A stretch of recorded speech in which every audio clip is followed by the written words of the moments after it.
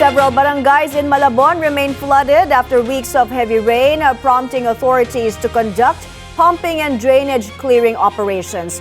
Kumuha tayo ng update kay John Riz Calatan, nag-uulat ng live mula sa Malabon. John Riz, ano latest dyan? Mukhang malakas ang ulan ngayon. May tama kakasimula lang ng pagbuhos ng malakas na ulan dito sa barangay San Agustin sa Malabon City. At ilang barangay pa rin dito sa Malabon ang nakararanas ng pagbaha bunsod ng walang tigil na pag-ulan o ilang linggo ng pag-ulan bunsod ng mga nagdaang bagyo at habagat. Ayon sa mga residente, sa loob ng 3 linggo ay kada umuulan ay nakararanas sila ng pagbaha sa kani-kanilang mga lugar. Gutter deep na lang ngayon ang abot hanggang hitang baha kahapon.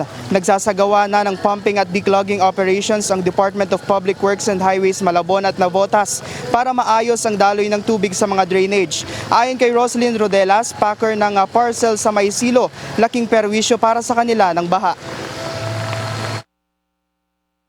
Sobrang hassle po, katulad po nung nag-work po kami ngayon. Minsan po kapag sobrang lakas ng ulan, minsan yung warehouse namin naabot ng tubig. So yung mga parcel po namin nababasa talaga. Pag lilipat naman po kami sa bagong warehouse, dito po minsan naabot na hanggang tuhod. So minsan po delikado rin tayo sa sakit na leptospirosis po, di ba? So napaka-hassle po talaga, lalo na't may work po tayo ngayon.